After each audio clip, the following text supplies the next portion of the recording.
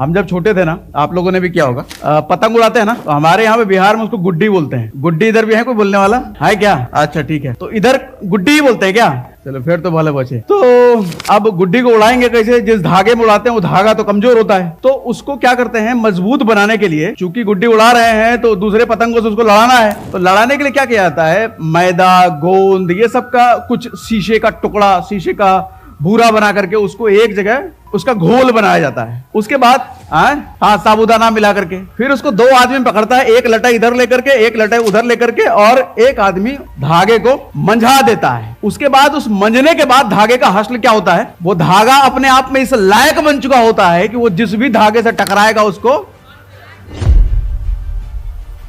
हम सबको ऊपर वाले ने धागा बनाया है, मंझना हमारे को पड़ता है।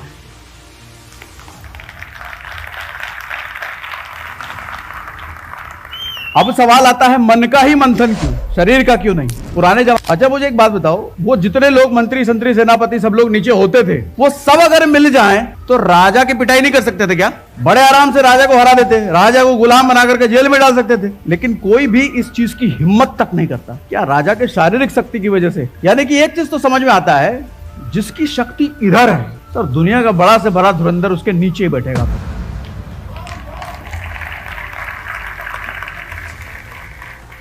और वैसे भी शिवजी की जब शादी हुई थी ना मां सती से, तो शादी करके हम लोग लड़की को अपने घर लाते हैं ना, तो शिवजी भी अपने घर लेकर के आए मां सती को। और शिवजी का घर कौन सा? कैलाश, हिमालय। पहली बार सती उधर गई थी, तो सती जब हिमालय गई तो, अच्छा सती रहती कहाँ थी पहले? धरती पर।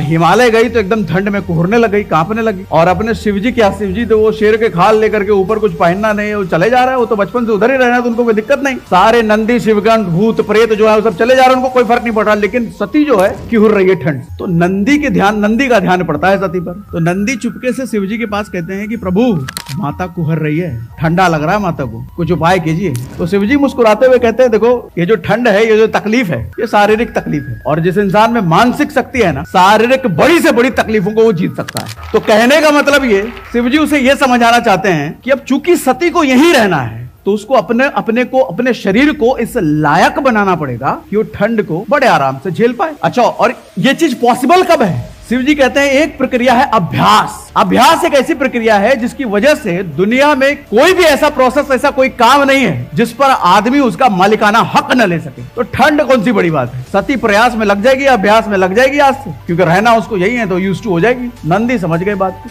और ये सारी बातें सती भी सुन रही थी तो उनको भी समझ गई। यानी कि ये सब बताने का मकसद क्या है? इट्स ऑल अबाउट मन।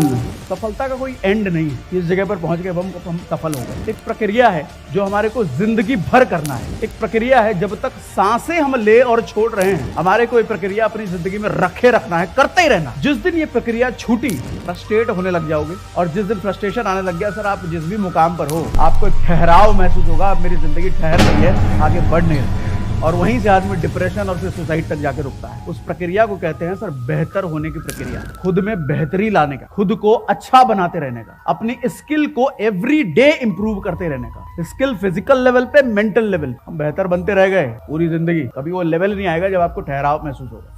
हमारे गुरुजी कहते थे कि इंसान को सबसे ज्यादा खुशी तब होती है जब वो जिंदगी में प्रोग्रेस करता है और सुबह सुबह फ्रेश हो जाता है। ये दो मोमेंट होता है जो आदमी खुश रहता है। जो आदमी सुबह सुबह फ्रेश ना हो पाया, उसकी हालत पूरे दिन देखो, चेहरे पे खुशी नहीं आएगी। और जो आदमी ठहर गया है, चाहे किसी भी मुकाम पे जाके, वो फ्रस्ट्रेट हो जाएगा सर, वो डिप्रेशन में चला जाएगा सर। तो आज के सेशन में जो हम सीखेंगे, आज हम बेहतर बनना सीखेंगे। कामयाब होने नहीं सिखाने वाला, और कामयाब होना कोई सिखा भी नहीं सकता। बेहतर बनते रहे तो एक दिन कामयाब भी हो जाएंगे। तो बेहतर बनने के लिए आज 18 लेसन आपके लिए मैं लेकर के आया, 18 लेसन, जिसमें से पहला लेसन है, आप ध्यान से समझिएगा, अब हो गया शनिवार शुरू। सर पहला लेसन है उचित समय का महत्व। विचारों की शक्ति को समझो सर। हमारे दिमाग में जितने भी थॉट, जितने भी विचार आते हैं ना, ये सब सीधा वायुमंडल से, यानी कि सृष्टि से, ये जो बाहर की दुनिया है जो हमें दिखता नहीं है, ये सब इससे इंटरेक्ट करते हैं, सब इससे बातें करते हैं। हमारे दिमाग में चाहे जिस भी तरह का सोच चल रहा हो ना, ये सोच जब तक अंदर है, हम इसकी परिभाषा सोच से कहते हैं। और ये सोच जैसे ही वायुमंडल में आता है, इसको एनर्जी हम कह देते हैं। दुनिया में हर चीज एक दूसरे से इंटरेक्ट करती है एनर्जी के माध्यम से, ऊर्जा के माध्यम से। फॉर एग्जाम्पल, आप अगर कोई काले रंग की फॉर्च्यूनर लेकर के आया आपके मोहल्ले में बगल में, और आप देख करके आपका दिमाग सड़ जाए कहने का मतलब मानो खड़ जाए, अरे हम तो स्कूटी नहीं ले पाए और फॉर्च्यूनर ले आए, जरूर 2 नंबर का काम किया होगा, जरूर पैसा मारा होगा, जरूर कुछ गड़बड़ कर रहा होगा। अच्छा, जब सुबह नीचे उतर रहे हैं, यही दिख रहा है ब्लैक वाला फॉर्च्यूनर उसका, और देख करके मूड खराब हो जा रहा है। तो एक दिन सर ये सोचते सोचते सोचते सोचते अपने घर से आप छोटा सा क्लिप लेकर के आओगे, ब्लेड लेकर के आओगे और नीचे उसके मारते हुए निकल जाओगे और उस दिन आपको बड़ा तसल्ली फील होगा, अच्छा लगेगा। अच्छा किया बुरा किया? बुरा किया ना। अब ये जो आपने काम किया ना सर, वो मारने वाला, उसका पेंट उखाड़ने वाला, वो एक दिन तुरंत नहीं हुआ। पिछले कुछ दिनों से आपके दिमाग में एक सोच घूम रहा था। वो सोच कैसी थी? Destructive, negative. और वायुमंडल में जब वो एनर्जी बन के जा रही थी तो वायुमंडल ने क्या किया? आपको एक आइडिया दिया, as a return, as a result आपको वो आइडिया दिया कि तू ये काम भी कर सकता है, कर ले। आप कुछ भी सोचो, या ये भी सोच सकते थे उस फॉर्च्यूनर को देखकर, अरे बड़ा बढ़िया गाड़ी लेकर के आया, ब्लैक एकदम चमचमा रही है, मेरा भी मन है फॉर्च्यूनर लेंगे, लेकिन हम व्हाइट कलर का लेंगे, बड़ा मेहनत किया होगा इसको लाने के लिए। अच्छा, उससे जाके मिलने लग गए कि कैसे लिए भैया, क्या काम करते हैं, बता रहे बड़ा मेहनत, साल से मेहनत कर रहे हैं। अब जाके मेरा सपना पूरा हुआ, सपना था फॉर्च्यूनर लेना। अब जाके आप रोज जब जब उसको देखोगे आप में एक प्रेरणा आएगी, मोटिवेशन आएगा, हमको भी लेना है, हमको भी लेना है, हमको भी लेना है। सुबह जा रहे हो उसको देख करके और बाहर निकल रहे हो काम करने के लिए तो एकदम रहेगा मोटिवेशन, आ रही हो फॉर्च्यूनर लेना है। यानी कि जिस तरह की सोच है सर, उसी तरह का वायुमंडल आपको रिस्पॉन्स करता है। अगर आपकी सोच को कोई चीज अंजाम तक पहुंचाता है ना, वो सिर्फ एक चीज है, वायुमंडल, ये सृष्टि, और कुछ नहीं। अगला लेसन है सर, ध्यान से सुनिएगा, तपस्या। कहते हैं कि जब तक ताकत बिना मैच्योरिटी के अगर किसी को दे दिया गया, वो ताकत उसको भी बर्बाद करेगी और वो दूसरों को भी खराब करेगा। ध्यान समझिएगा, ये समझाना चाह रहा हूं। Power without maturity is poison, is dangerous, बर्बाद करेगा। एग्जाम्पल, हनुमान जी बचपन से ताकतवर थे, बचपन से उनको शक्ति मिली हुई थी, तो आप सबको पता ही होगा वो जाकर क्या किए थे, सूरज को और साथ में ऋषि मुनि सबको परेशान करते रहते। अब ताकत है, उदंड है, बचपन है, मैच्योरिटी है नहीं, बुद्धि है नहीं, तब ताकत है तो उदंडता करेंगे ना, नुकसान तो पहुंचाएंगे ना। तो सारे ऋषि मिल करके उनको श्राप दिया कि भाई जब तक तुमको याद न दिलाएगा, जब तक तुम मैच्योर ना हो जाओ, बड़े ना हो जाओ, तुमको शक्ति नहीं मिलने का। और जब बड़े हुए तब शक्ति का एहसास किन्होंने कराया? किसने? जामवंत ने। तब जाके शक्ति का एहसास हुआ, और शक्ति भी ऐसी, जब जरूरत थी तब शक्ति का एहसास हुआ, तो उसका सदुपयोग हुआ, समाज के हित में काम हुआ। इसी तरीके से सर पैसे का खेल होता है। जब हम ये सोचते हैं ना कि हमारे को पैसा मिल जाए, कामयाबी एक बार मिल जाए, फिर तो हम सब कुछ ठीक कर देंगे, थोड़ा पैसा आ जाए हाथ में तो मेहनत भी बढ़ा दें। सर पैसा अगर आ भी गया ना बिना मैच्योरिटी के, बिना मेहनत के, आप ऐसे कई लड़कों को देखते होंगे, 17-18 साल के लड़के वो आईफोन चमकाते हुए रहते हैं, आईफोन लेकर घूमते हैं, 3 कैमरा पीछे, बाबूजी के पैसे से लिए हुए होते हैं। अच्छा, बाबूजी ने कभी आईफोन नहीं लिया होगा। जिस बाप ने अपने बेटे को, 17 साल के बेटे को पैसा दिया 1.5 लाख रुपए आईफोन खरीदने के लिए, वो बाप कभी सोचता भी नहीं है आईफोन लेने के लिए। मालूम क्यों? बाप ने बड़ी मैच्योरिटी से, बड़ी मेहनत करके वो पैसा कमाया है, उसको पता है 1.5 लाख कैसे कमाए जाते हैं। लेकिन जो 17 साल का लौंडा है ना, उसको पता ही नहीं 1.5 लाख कमाए कैसे जाते हैं। यानी कि पैसा एक पावर, एक ऐसा पावर है, उस निकम्मे के हाथ में दे पकड़ा गया हो तो उसको 1.5 लाख के बजाय आप 10 लाख पकड़ा दो, होंडा सिटी ले आएगा। उसको 1.5 लाख के बजाय हाथ में 50 लाख पकड़ा दो, फॉर्च्यूनर ले आएगा।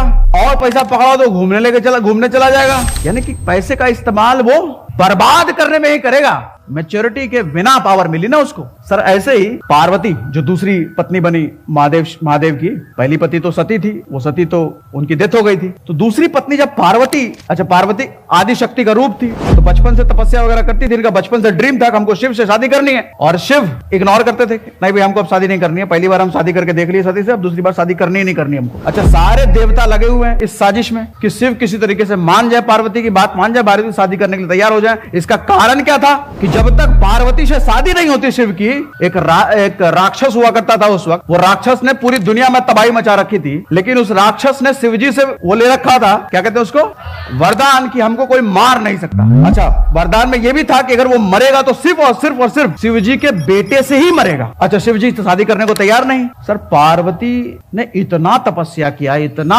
किया और इस लेवल का तपस्या किया शिवजी को खुश करने के लिए। एक समय तो ऐसा हुआ था, शरीर हड्डी बन गया था, सारे मांस गलते चले गए। मतलब ये हुआ कि अगर वहां पर विष्णु जी आकर के नहीं रोकते पार्वती जी को, मतलब सांस छूट जाता, ये होता। अच्छा, यहां पे समझिएगा, हमें लग सकता है शिवजी इतने क्रूर हैं क्या? ये सब प्लानिंग थी। क्यों? क्योंकि सती से जब उन्होंने पहली बार शादी किया था, सती मैच्योर नहीं थी, मतलब पूरा मानवीय गुण था उनमें, बच्चों वाली थोड़ी बुद्धि थी, जिसकी वजह से सती की गलतियों की वजह से वो पार्वती शादी नहीं कर रहे थे। तो वो चाहते थे कि पार्वती पहले मैच्योर हो जाए, शारीरिक रूप से भी, मेंटल रूप से भी, तब जाके इससे हम शादी करें, नहीं तो ये वही गलती करेगी जो सती ने किया था। सर एक चीज क्लियर है, तपस्या बिना मैच्योरिटी नहीं आ सकती, परिपक्वता कहते हैं इसको। तपस्या का मतलब क्या? ठेठ हिंदी में समझो मेहनत। जिस दिशा में हमारी मेहनत नहीं है ना, उस दिशा में हमारी परिपक्वता नहीं आ सकती, और जब तक परिपक्वता नहीं है सर, सफलता मिल भी गई ना, आप उसको संभाल नहीं पाओगे। आके निकल जाएगी, आपको पता ही नहीं चलेगा। लाइव एग्जांपल आप अनिल अंबानी का ले लो सर। मुकेश अंबानी, अनिल अंबानी दोनों ही एक ही बाप के बेटे हैं। अरे मुकेश अंबानी तो चल रहा बढ़िया, अनिल अंबानी पर मुसीबत आई, वो बेचारा गायब है, देख लो सर। अडानी पर भी कुछ दिनों पहले मुसीबत आई थी, और ऐसी भयंकर मुसीबत आई थी कि आपके पर तो आता तो पंखे में लटक जाते। वो आदमी वापस बाउंस बैक कर लिया। भारत के गौतम अडानी ने वो मुकाम हासिल कर लिया है जो आज से पहले किसी भारतीय ने नहीं किया था। Now, industrialist Gautam Adani became the second richest person in the world according to the Forbes list. सबसे अलग सबसे हमसे मस्ती सीधा पप्पी तेरे। शेयर्स की प्राइसेस देखो, उनके मार्केट वैल्यू देखो, फिर वापस उड़ गया। वो खुद के दम पे बनाया है ना, पता है ना रगड़ाई कैसी होती है, पता है ना अप्स डाउन को झेलते कैसे हैं। उसको तो थाली में परोस के मिला, परिपक्व हुआ नहीं, संभालने के लिए तैयार हुआ नहीं, और हाथ में मिल गई सफलता। जरा भी बुरा टाइम आया तो वो नहीं संभल पाएगा। लोग कहते हैं एक बार हमको भी थोड़ा भगवान मेहरबान हो जाए, कामयाबी मिल जाए, फिर हम भी आग लगा देंगे। सर कुछ आग नहीं लगाएगा, उस आग में खुद ही जल के बर्बाद हो जाएगा। एक्सीडेंटल सक्सेस कभी कामयाबी नहीं होती सर, कभी नहीं, कभी भी नहीं। एक कच्चा बादाम वाला सिंगर आप लोग को याद है? कच्चा बादाम कैसा वायरल हुआ, बॉलीवुड में बुला लिए, इंटरव्यू पे इंटरव्यू चल रहा है, यूट्यूबर्स पहुंच रहे हैं, बॉलीवुड बुलाया गया, गाना बनाया जा रहा है। आज के समय में कहाँ है? और कुछ ही दिनों पहले की तो बात है, आज के समय में कहाँ है सर? एक बिहार से वो केबीसी में जीते थे ना 5 करोड़, 5 करोड़ लगता होगा ना हम सभी को। 5 करोड़ एक बार हमको मिल जाए फिर तो जिंदगी बदल दें। उसको भी मिला, कहाँ जिंदगी बदला? सर कहा जाता है, किसी किताब में मैंने एक लाइन पढ़ी थी कि दुनिया में 5% लोगों के पास दुनिया का 95% दौलत है, और अगर उस 5% लोगों का दौलत निकाल करके 95% लोगों में बांट भी दिया जाना, कुछ ही समय लगेगा, वो 95% लोगों से दौलत निकल करके वापस उस 5% लोगों पास पहुंच जाएगी। यही दस्तूर है सर, ऐसा होता ही है। परिपक्वता, मैच्योरिटी, सीखा नहीं संभलेगा नहीं। बच्चे की शादी करा दो, कुछ ही टाइम में हो जाएगा डाइवोर्स। अच्छा ये डाइवोर्स उसको किससे सुनते होंगे, किन लोगों के बीच होता है? सर मैच्योर नहीं है, कई बार लड़का मैच्योर नहीं, कभी लड़की मैच्योर नहीं है, डाइवोर्स है। हाँ वो मैच्योर है, काहे को बोलेगा वो, उसको पता है। देखो मैच्योर हस्बैंड की निशानी है, गलती चाहे हस्बैंड करे वाइफ करे, सॉरी किसको बोलना है? हस्बैंड को। ये मैच्योर हस्बैंड की निशानी है। देखो अगर जो आदमी घर में शेर और बाहर चूहा बन के रहता है ना, उसको बर्बाद होने से कोई नहीं रोक सकता। सक्सेसफुल लाइफ का प्रिंसिपल है भैया, लड़कों के लिए बता रहा हूँ ये। दुनिया में शेर बन के रहो, लेकिन घर आते ही चूहे बन जाओ, जो बोलो।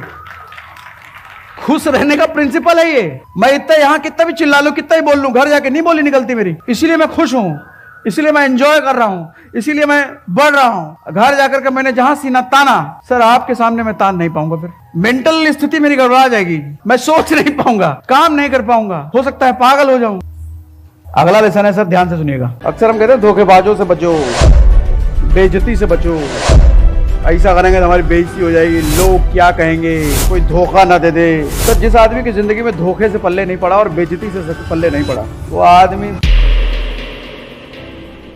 धोखा और बेइज्जती ये दोनों आपको मजबूत करने का काम करती है सर। समझाता हूँ कैसे। मान लो आपने किसी को 1000 रुपए दिए। अच्छा 1000 रुपए क्या कह के दिए? उसने क्या बोला था? अगले महीने की 1 तारीख को हम वापस कर देंगे। अगले महीने की 1 तारीख को भाई साहब कहीं दिख ही नहीं रहे, फोन उठ नहीं रहा है उनका। 2 तारीख को किसी तरीके से उनका फोन उठता है, आप याद दिलाते हो 1000 रुपए लिया था पिछले महीने, 1000 वापस कर दो। बोला अरे यार भूल गए, इसमें तो खर्चा हो गया, कोई बात नहीं, अगला महीना आने दो, अगला महीना निश्चित दे देंगे। अगला महीना भी आ गया, अगला महीना फिर आपने 1 तारीख को रिमाइंड कराने के लिए फोन किया, फोन तो उठ गया, लेकिन वो कह रहे हैं अरे यार इस महीने तो बहुत सारा काम आ गया यार, माफ कर दे यार, 1 महीना और दे दे भाई, 1 महीना और दे दे, इस महीना पक्का कर दे। आपने कहा चलो ठीक है, भाई है अपना, दोस्त है, कर देते हैं 1 महीना और। तीसरा महीना आने को है, और तीसरा महीना जब आपने फिर फोन लगाया, फोन नहीं उठ रहा है, पूरे दिन फोन नहीं उठा। अगले दिन फिर आपने फोन लगाया, अगले दिन फिर पूरे दिन फोन पे फोन नहीं उठा। अगले दिन आपने अननोन नंबर से फोन किया, फोन उठ गया। और जब आपने बोला भाई तीसरा महीना हो गया, पैसा दे दे भाई, 1000 रुपए लिया था तू, सामने से जवाब आता अरे यार तू कैसा दोस्त है, तू तो पीछे पड़ गया यार, ये कोई तरीका है पैसा मांगने का? नंबर बदल के पैसा मांग रहा है, और 3 महीने से तू हर रोज हर महीने 1 तारीख को फोन कर देता है। भरोसा नहीं, हम भागे जा रहे हैं, यही दोस्त कहता है तू, भरोसा ही नहीं मेरे पे। आप चुप, क्या बोले भाई? उस 1000 रुपए ने आपको क्या सिखाया मालूम? जिंदगी में कभी हर आदमी आपसे 1000 तो मांगेगा नहीं। कल को पैसा कौड़ी कमाओगे, थोड़ा बड़ा बनोगे, तो कोई आपको हो सकता है 1 लाख रुपए मांगे, और आप भली भांति हैसियत में हो कि आप 1 लाख उसको दे सकते हो कर्जा, लेकिन आप दोगे क्या इतनी आसानी से? अब आप अग्रीमेंट करोगे कि भाई ये अग्रीमेंट कर ले, अगले महीने 1 तारीख को देना, नहीं दिया तो 2% लगेगा इंटरेस्ट। अब आप इंटरेस्ट करके दोगे। तो धोखा अच्छा था या बुरा था? अच्छा ये बात आपके बाबूजी भी हो सकता है आपको समझा दें, बेटा ऐसे किसी को पैसे नहीं दे देना। लेकिन बाबूजी की बात कौन मान रहा है? बाबूजी तो बेवकूफ, उनको थोड़ा ही कुछ पता है। नहीं, ऐसे ही बेइज्जती, हम जिंदगी भर बेइज्जती से डरते हैं सर। एक ट्रैक्टर बनाने वाली कंपनी थी, वो अपना एक कार खरीदा, उस कंपनी के मालिक ने फेरारी चलाते चलाते उसको कुछ कमियां दिखी फेरारी में।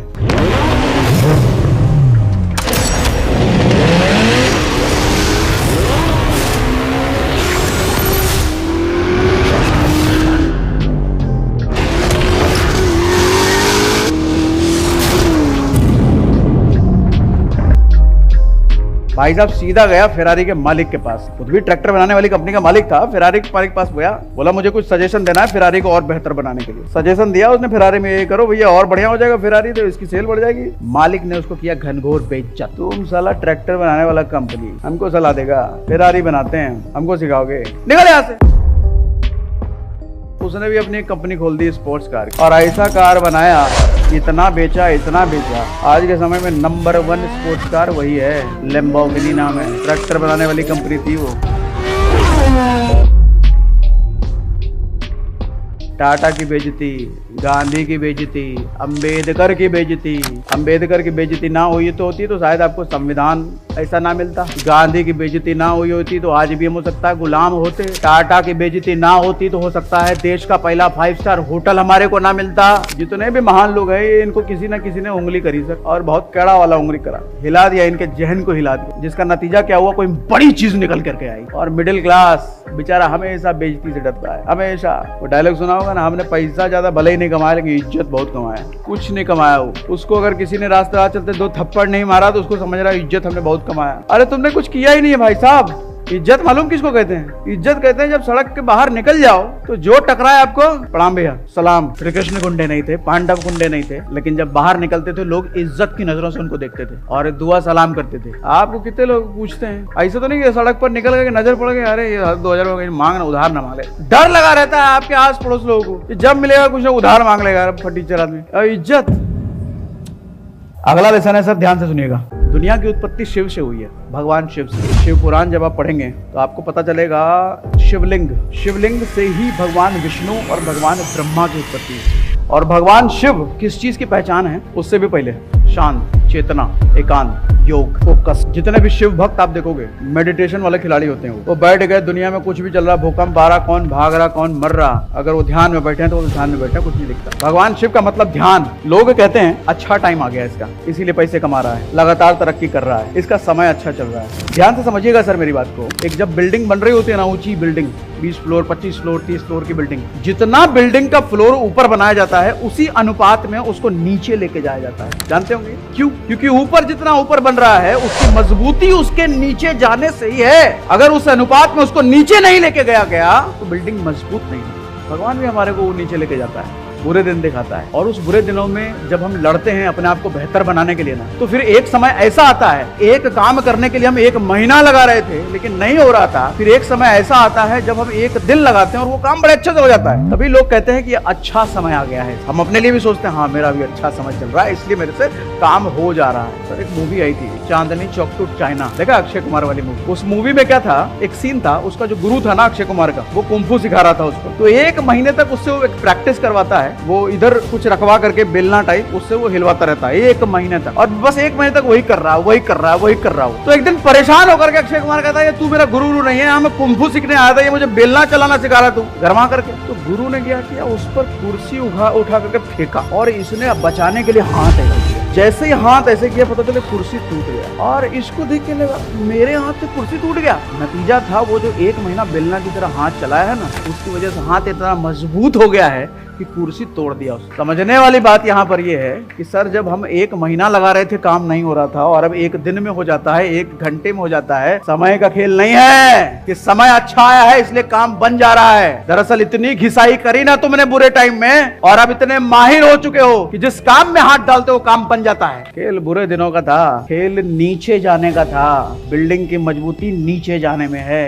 आप में से कितने लोगों को लगता है कि आज आपका बुरा समय चल रहा है? हाथ उठाइएगा तीव्र ईमानदारी से। सबको लग रहा होगा, नीचे कर लो। आज के बाद अगर कोई मेरी जरा सवाल पूछ देना कितने लोगों को लग रहा है बुरा समय, गलती से हाथ मत उठा देना। और आप पहला लेसन भूल गए जहां से हमने सेशन शुरू किया था। क्या था पहला लेसन? विचार। जब हम वायुमंडल को क्या दे रहे हैं, कौन सी एनर्जी? हमारा समय खराब चल रहा है। मैंने क्या कहा था? वायुमंडल सिर्फ और सिर्फ आपके विचारों को अंजाम तक पहुंचाने का काम करता है। आपके विचारों को वो ब्रह्मांड में लेकर के जाता है और उस ब्रह्मांड से मिलती जुलती एनर्जी जो मिली उसको लेकर के आपके दिमाग तक लाके छोड़ता है और दिमाग में घुसते ही वो विचार बन जाता है। आप जैसे सोच रहे हो कि मेरा समय खराब चल रहा है, टाइम खराब चल रहा है, मेरे साथ सब कुछ बुरा ही हो रहा है, तो ब्रह्मांड आपके साथ क्या करेगा? और बुरा करेगा, और बुरा समय देगा, और बुरा होगा। तो आप में कितने लोग का बुरा समय चल रहा है? सर 50,000 ले लीजिएगा। 2 मिनट में देखो बढ़िया समय आ गया। सदगुरु कहते हैं कि इस दुनिया की सिर्फ एक समस्या है, सिर्फ एक समस्या है, कॉन्सियसनेस। कॉन्सियसनेस का मतलब अलर्टनेस। आपने कभी नंदी की मूर्ति देखी होगी, हमेशा शिवलिंग के सामने होती है, या जहां शिवजी की मूर्ति होती है उसके ठीक सामने नंदी का मूर्ति होता है। नंदी है, इतना तो पता ही होगा। नंदी को अगर आप गौर से देखो, अगर आपने शिव की कथाएं पढ़ी होंगी या टीवी सीरियल वगैरह देखा होगा, नंदी शांत है, शिवजी के सामने झुके हुए हैं। लेकिन शिवजी को जैसे ही जरूरत होती है, एक आवाज लगाते हैं नंदी एकदम अलर्ट होकर के भाग के आते हैं। सर वो नंदी शांत भी हैं, अलर्ट भी हैं। आज का आदमी शांत भी नहीं है, अलर्ट भी नहीं है। शांति है इधर। कितने लोग हैं जो कि बेड पे जाते ही 3 मिनट के अंदर नींद आ जाती है? कोई नहीं मिलेगा, मुझे पक्का पता है कुछ तब उस मेडिटेशन वाले लोग हैं, ध्यान वाले लोग हैं। फिर जिसका ये शांत है ना, वो बेड पे जाते ही सो जाएगा। जिसका ये अशांत है ना, वो बेड पे जाते ही घंटों कभी इधर कभी उधर कभी उधर, कभी पता चले कि किसी का ख्याल आ गया पैसे का, बहुत कमा रहा है, कुछ हो नहीं रहा, तो गाड़ी ले आया, हमारी गाड़ी कब पता नहीं, पता चले कोई मोहल्ले में किसी की पड़ोसी की बीवी याद आ गई, उसका चेहरा है तुम्हारा बहुत सुंदर है, भगवान हमारे साथ ऐसा कहे, हमको ऐसा कहा नहीं चल रहा है। अच्छा विचार, साइंस कहता है कि एक दिन में आदमी का 60 लाख से ज्यादा उसको विचार होते हैं। अब कोई कंट्रोल तो है नहीं, कभी भगाया जा रहा, कभी इधर उधर उधर उधर उधर, कहां से सो पाओगे? नहीं सो पाओगे। जिंदा हैं हम लेकिन जगे हुए नहीं हैं सर, शांत तो हम बिल्कुल भी नहीं है। आदमी आज टीवी देखते हुए खाना खाता है और बच्चे भी टीवी देखते हुए खाना खाते हैं। जब हम फोन पे बात करते हैं तो वॉक कर रहे होते हैं। सर जो आदमी दो काम को एक साथ कर रहा है ना, वो अपना ध्यान खराब करने का काम कर रहा है और कुछ नहीं। आदमी ताकत ही ध्यान है सर। अगर आप शिवजी से ढंग से सीखें, शिवजी सबसे शक्तिशाली, सबके ऊपर बैठे हुए। दुनिया में जब कोई काम किसी से नहीं बनता तो सारे देवता कहाँ पहुंचते हैं? शिवजी के पास। भैया कुछ नहीं हो रहा तब शिवजी करेंगे। और शिवजी आपको एनी टाइम, शिवजी की मूर्ति देखो, सीरियल देखो, पढ़ो, शिवजी की मूर्ति हमेशा आपको, आप विष्णु भगवान का मूर्ति देखेंगे ऐसे किए हुए, गणेश जी का मूर्ति आपको ऐसा बैठा हुआ मिलेगा, हर भगवान की मूर्ति आपको कुछ ना कुछ करते हुए मिलेगा, हनुमान जी की मूर्ति ऐसा उठाया हुआ मिलेगा, शंकर जी की मूर्ति, यानी कि शंकर जी का मैक्सिमम समय ध्यान में जाता है सर। और यही आदमी को बैलेंस बनाता है और यही आदमी को मजबूत बनाता है। कहते हैं शरीर चंचल और मन शांत, वो आदमी ताकतवर है। लेकिन आज के समय में शरीर शांत हो गया है, मन चंचल है। नहीं, शरीर लोथ है, बैठ गए हैं। ए शेप में बॉडी होती जा रही है आज के टाइम में। ए शेप समझते हो ना? जो लोग जिम जाते हैं उनका वी शेप में होता है। शरीर बैठ बैठ के लुथिया गया है और मन, ऐसा आदमी भटकेगा नहीं, परेशान नहीं रहेगा। क्या होगा इसका? आप देखते हो ना, जिम में, जिम का डेटा है, जिम वाला मेरे को एक दिन बता रहा था, सबसे ज्यादा एडमिशन जनवरी में होता है किसी भी जिम में। दुनिया के किसी भी जिम में आप चले जाओ, सबसे ज्यादा एडमिशन जनवरी में होते हैं। और जनवरी का पहला हफ्ता जो होता है, पूरे साल में जितनी भीड़ नहीं होती, जनवरी के पहले हफ्ते में सबसे ज्यादा भीड़ होती है जिम में। एक हफ्ते बाद वो खाली होता चला जाता है। उनमें से ज्यादातर लोग वो होते हैं जो पहले दिन जाकर के वो इतना कर लेंगे कि अगले दिन हाथ ही नहीं उठता है। मैच्योरिटी की हम बात कर रहे थे सर। पहले दिन जाकर के अगर आपने 50 किलो का डंबल उठा लिया, अगले दिन हाथ ऐसे ही मिलेगा, ये सीधा नहीं होने वाला। या तो अगर ऐसे है तो ऐसे ही मिलेगा, ये मुड़ेगा नहीं। और जो ज्यादा ताकत तो कम है, कंधे से अलग होकर नीचे गिर जाएगा, हो सकता है। लेकिन जो खिलाड़ी लोग होते हैं वो क्या करते हैं? पहले 5 किलो का 20 बार, फिर 7 किलो, फिर 7.5 किलो, फिर 10 किलो, फिर 12 किलो। 6 महीने जिसने लगातार कर लिया वो 50 किलो भी बड़े आराम से मारने लग जाता है। नहीं, ऐसे ही होता है। आप किसी भी बॉडी बिल्डर से पूछो, आज वो अगर 50 किलो का डंबल उठा रहा है तो उसको 6-7 महीने, साल भर लगे हैं 50 किलो तक पहुंचने के लिए। मसल मैच्योरिटी, एकदम थोड़ी देर पहले मैच्योरिटी की बात कर रहे थे। पैसा अगर इमेच्योर आदमी को मिला तो वो खराब करेगा नहीं। परेशानी अगर इमेच्योर आदमी को मिला, उस परेशानी में वो सुसाइड कर सकता है। छात्र, विद्यार्थी, IIT वाले, IAS वाले क्यों सुसाइड करते हैं? इमेच्योर है बेचारे, उनको पता नहीं है जिंदगी में IAS IIT निकालना सब कुछ थोड़ी था। अरे जिंदगी में जितने टॉपर आप देखते हो, जिंदगी के टॉपर, चाहे बिजनेस से, किसी भी काम से, वो अपनी पढ़ाई की वजह से टॉपर नहीं मिलेंगे आपको। 90% लोग दुनिया में वो पढ़ाई की वजह से जिंदगी में टॉपर नहीं है। एक डेटा है, आमतौर पर जो लोग स्कूल या कॉलेज में टॉपर होते हैं वो जिंदगी में फ्रस्ट्रेट मिलते हैं। हाँ ये डेटा है भैया, मैं नहीं कह रहा। इस बात की समझ उसको नहीं है, वो पढ़ाई के नंबर को ही सब कुछ मान रहा है, और जब नंबर खराब आते हैं तो वो सुसाइड कर लेता है। इमेच्योर है, परिस्थिति खराब मिली, सह नहीं पाया, चाहे मेंटल लेवल पे, फिजिकल लेवल पे। पैसा ज्यादा आ गया, पैसे की समझ नहीं थी कि कैसे कमाया जाता है, कैसे इन्वेस्ट किया जाता है, पैसे का कहाँ यूज किया जाता है। वो आईफोन ले आएगा, वो गाड़ी खरीद लेगा, वो घूमने फिरने चला जाएगा, वो महंगा कपड़ा खरीद लेगा, पूमा एडिडास से उसको नीचे बात ही नहीं करना। समझ रहे हो सर? अगला लेसन है सर, ध्यान से सुनिएगा, धैर्य और ताकत। हम क्या सीख रहे हैं? हम सफल होना नहीं सीख रहे हैं, हम क्या सीख रहे हैं? हम बेहतर होने के तरीके सीख रहे हैं, बेहतर होने के, बेहतर बनने के। बेहतर बनते रहिए सर, कामयाब तो एक दिन बन ही जाएंगे। कामयाबी परिणाम है बेहतरी का। हम कामयाबी के लिए पागल परेशान रहते हैं कब सक्सेसफुल होंगे, लेकिन जो आदमी बेहतरी के लिए पागल है, रोज कुछ ना कुछ अपने बदलाव कर रहा है, बेहतर कर रहा है, पढ़ रहा है, लिख रहा है, मेहनत कर रहा है, एक ना एक दिन तो पहुंच ही जाना उसको। धैर्य और ताकत, ये देखिए लेसन का नाम क्या है, धैर्य और ताकत।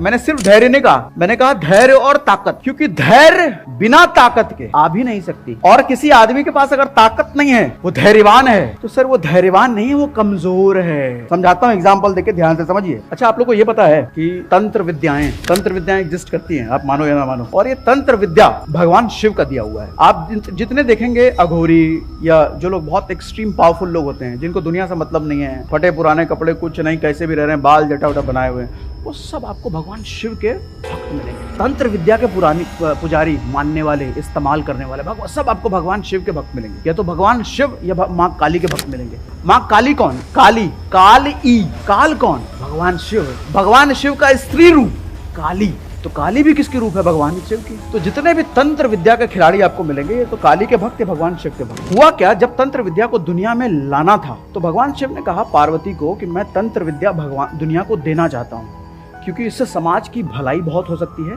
लेकिन इससे समाज का बुरा भी हो सकता है। अगर गलत लोगों के हाथ में ये पड़ा तो वो बर्बाद करेंगे, अगर अच्छे लोगों के हाथ में पड़ा तो वो समाज के हित के लिए काम करेंगे। तो उन्होंने पार्वती को बोला, जब शादी हो चुकी थी पार्वती की तब, तो माँ पार्वती बोली ठीक है हमको दीजिए। तो शिवजी बोले लेकिन तंत्र विद्या इतना आसान नहीं है, इसको लेने के लिए बहुत मेहनत और बहुत कड़ी तपस्या लगेगी, कई दिनों, कई महीनों तक सोना नहीं पड़ेगा। मतलब बैठ गए हैं तो बैठ गए हैं। बोलो इतना कर लोगी? बोले हाँ प्रभु कर लेंगे, आप कराइएगा तो बिल्कुल कर लेंगे। तो शिवजी बोले कि जब तक हम तुमको तंत्र विद्या सिखाएंगे तब तक हम तुम्हारे पति नहीं रहेंगे, भूल जाना, हम तुम्हारे गुरु बनके तुमको सिखाएंगे। इस ज्ञान की प्राप्ति हेतु तुम्हें मुझे अपने गुरु के रूप में स्वीकार करना होगा। काहे बोले? अपना सेफ्टी के लिए। पति डांट थोड़ी सकता है, गुरु डांट सकता है, तो सेफ्टी ले लिए अपना शिव जी। बोले गुरु मानती हो? बोले हाँ मानते हैं। तो शुरू किए यज्ञ चल रहा है, पार्वती जी उधर बैठी है, शंकर जी इधर बैठे हैं, अपना दिखा रहे हैं। सीखते सीखते कई दिन महीने बीत गए, बैठे बैठे। अब माँ पार्वती का शरीर उतना है नहीं कि भाई इतने लंबे समय तक बैठ सके, उनको नींद आने लग गई। सुनते सो चुकी है बैठे बैठे। शिवजी की नजर पड़ी, सो चुकी, शिवजी गर्मा गए, फुल फॉर्म में आ गए। उठी तो गलती पर हुआ, वैसे नहीं करेंगे, गलती एक बार और कराइए। आप कृपया इस ज्ञान को पुनः आरंभ कीजिए। बोले पक्का? बोले हाँ ठीक। कराने लग गए। फिर थोड़ी देर बाद फिर नजर पड़ी। इस बार एकदम शिवजी का गुस्सा मालूम है कैसा? सृष्टि के सबसे शांत व्यक्ति अगर शिव हैं, तो सृष्टि के सबसे गुस्सैल व्यक्ति भी शिव हैं। सृष्टि में आपको जो भी मिलेगा, सृष्टि के सबसे खूबसूरत अगर कोई है तो वो शिव हैं, लेकिन सृष्टि के सबसे भयंकर अगर कोई है वो भी शिव हैं। सृष्टि के किसी को भी बचा सकते हैं तो वो शिव हैं, लेकिन किसी को भी बर्बाद करने वाले भी शिव हैं। नहीं, महाकाल, काल नहीं है वो, कालों के भी स्वामी महाकाल। तो गर्मा गए पार्वती में, बोले तुम्हारे बस का नहीं है। गुस्से में बोले कि भाई इसके लिए बहुत धैर्य चाहिए, और धैर्य अगर सीखना है तो काम करो, जाके तुम पुनर्जन्म लो, एक नया जन्म लो। कहां जन्म लो? मछुआरों की बेटी बनो, और तब जाके जब उनके साथ रहोगे कि मछली पकड़ने में कितना धैर्य लगता है, तब तुम वापस मेरे पास आना, तब तुमको सिखाएंगे। गुस्से में शिव जी बोल के चल दिए। पुनः मछुआरों के साथ जन्म लो और उनसे सीखो कि क्या होती है एकाग्रता। तंत्र ज्ञान का अपमान करने का यही पश्चाताप है। अब पार्वती जी इमोशनल, बोले ठीक है अब शिव जी बोले तो करेंगे हम बाद में। अच्छा, शिव जी उतना ही इमोशनल भी हैं। नंदी जाके समझा रहे हैं शिव जी को, ऐसे प्रभु इसने क्या बोल दिया, पार्वती जी दोबारा जाके जन्म लेंगे, एक तो बड़ी मुश्किल से शादी हुआ है इतना, अब कैसे? नंदी को बोले जितना दुख तुमको हो रहा है, जितना दुख पार्वती को हो रहा है, उससे ज्यादा दुख हमको हो रहा है भाई। मुझे भी उतनी ही व्यथा और वेदना होती है जितनी संभव था तुम्हें। लेकिन क्या करें, जरूरी है, सृष्टि को देना है ये विद्या, और पार्वती के जरिए ही जा सकता है ये। तो पार्वती जी दोबारा अपना शरीर त्याग करके वापस मत्स्य की बेटी बनके, मतलब मछुआरों की बेटी बनके फिर से जन्म लेती है। अच्छा, जब जन्म लेती है, बचपन से उनको मछली पकड़ने की ट्रेनिंग दी जाती है। मत्स्या, जाल पर अच्छी पकड़ बनाए रखना। मछलियों की कुछ ऐसी प्रजातियां भी हैं जो नौका को भी चबा सकती हैं। आप निश्चिंत रहिए पिताजी, मैं उस मछली को ये अवसर ही नहीं दूंगी। आपको अगर धैर्य की दिक्कत हो ना, तो ये लेसन आप भी अपना सकते हो। कभी मछुआरों के साथ जाकर के कुछ दिन रहिए, जो एकदम ट्रू वाले मछुआरे होते हैं। देखो कितने समय तक जाल फेंक करके वो इंतजार में रहते हैं कि कब मछली आएगी, तब तक उनका ध्यान नहीं भटकता। हम कहते हैं अरे 3 दिन से हम लगे पड़े हैं, कुछ काम ही नहीं बढ़ रहा, तरक्की नहीं हो रहा, कुछ हो ही नहीं रहा, छोड़ हटा, दूसरा काम पकड़ लेते हैं। वो नहीं छोड़ते। पूरे दिन अगर नहीं मच्छी मिली, अगले दिन, तीसरे दिन, वो तब तक इंतजार में रहते हैं, ताक में रहते हैं जब तक मछली ना आए। तो पार्वती ने पूरी जिंदगी मछली पकड़ने की प्रैक्टिस करी, तो धैर्य का लेवल उनका, तब जाके वापस दोबारा शिव जी से शादी होती है, और तब जाके तंत्र विद्या पार्वती जी को सिखाते हैं।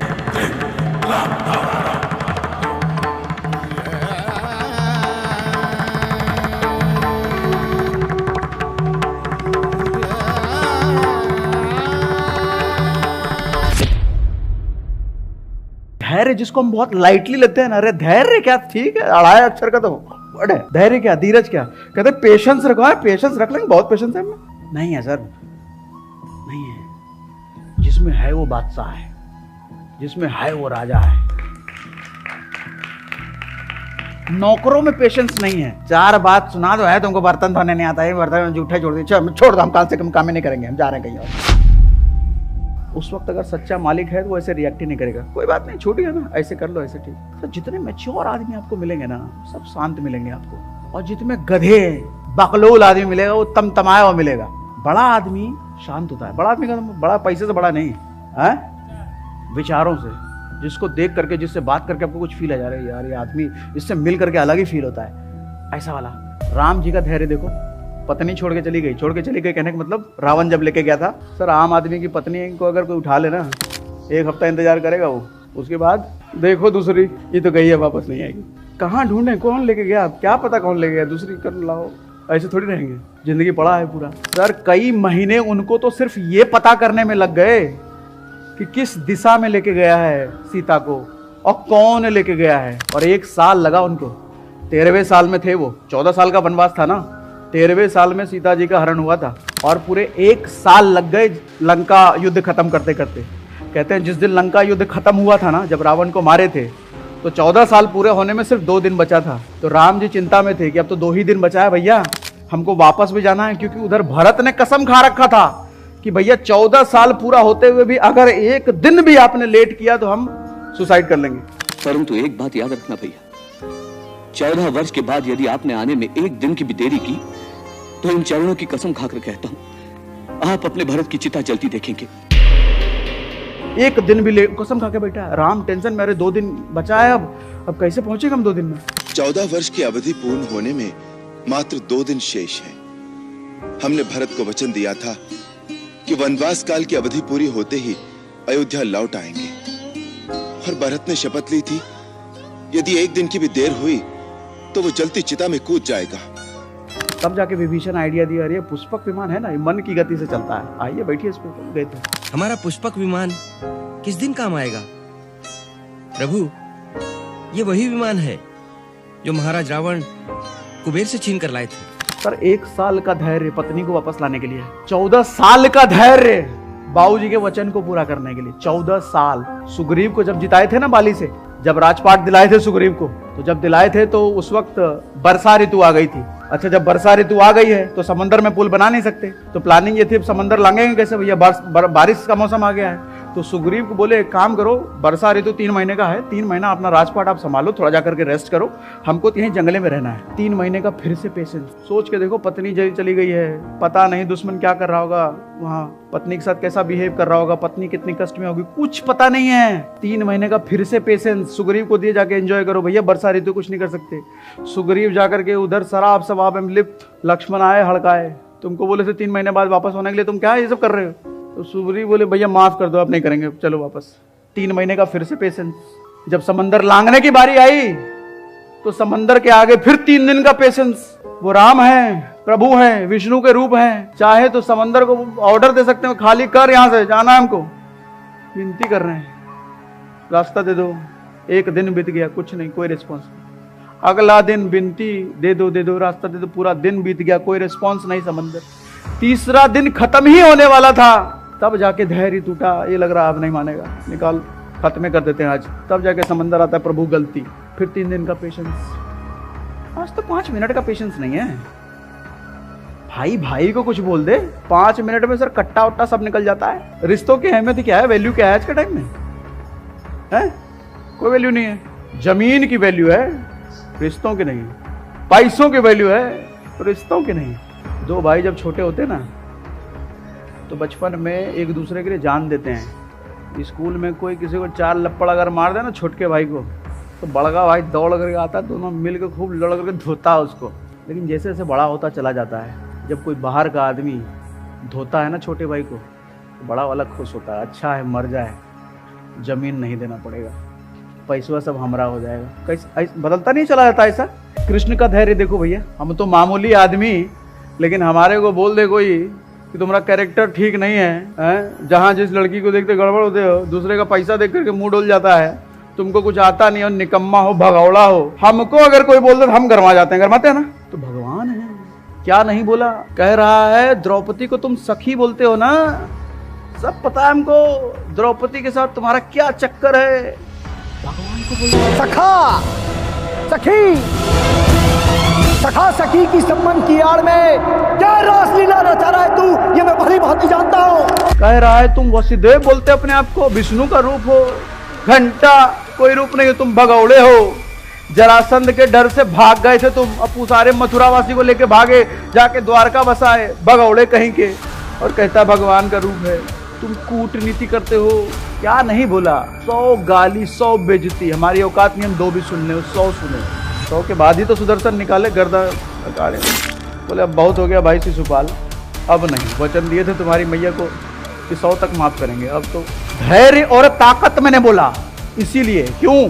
ताकत थी उड़ाने की, लेकिन फिर भी धैर्य था। ताकत थी समंदर को तबाह करने की, फिर भी 3 दिन का धैर्य था। ताकत थी हनुमान को यूं बुला करके उधर लंका जाकर के खेल खत्म करने का, फिर भी साल भर तैयारी की है। ताकत थी कि बाबूजी का वचन ना माने के, अच्छा बाबूजी ने खुद बोला था उनको जब जाने की बारी आई। बाबूजी बोले राम भाई हम तुमको भेज नहीं सकते यार। बाबूजी तो रो रहे हैं, बहुत अथाह प्रेम करते थे राम जी से, रो रहे हैं हम नहीं भेज सकते। एक काम करो, तुम हमको जेल में डाल दो भाई, तुम हमको जैसे ही जेल में डालोगे, सेना तो तुम्हारे पास है ही, तुम राजा बन जाओगे और हमको जेल में डाल देना। इससे होगा क्या, मेरा वचन भी नहीं टूटेगा। कैकेयी को क्या वचन दिया था कि हम तुमको भेजेंगे वनवास। अब कैकेयी को हम बोल देंगे हम राजा देखो रहे नहीं, हमको जेल में डाल दिया, तो हम क्या कर सकते? तो मेरा वचन भी रह गया और तुमको जंगल नहीं जाना पड़ेगा। ये बाबूजी खुद आइडिया दे रहे हैं। मतलब वो क्या बाप अपने को जेल में डलवाने को तैयार है, लेकिन बेटा जंगल ना जाए। सर ताकत थी, वो मना कर सकते थे, नहीं हम नहीं जाएंगे, ठीक है जेल में भेजना, भेज देते हैं। फिर भी गए। धैर्य ताकत के साथ ही आता है।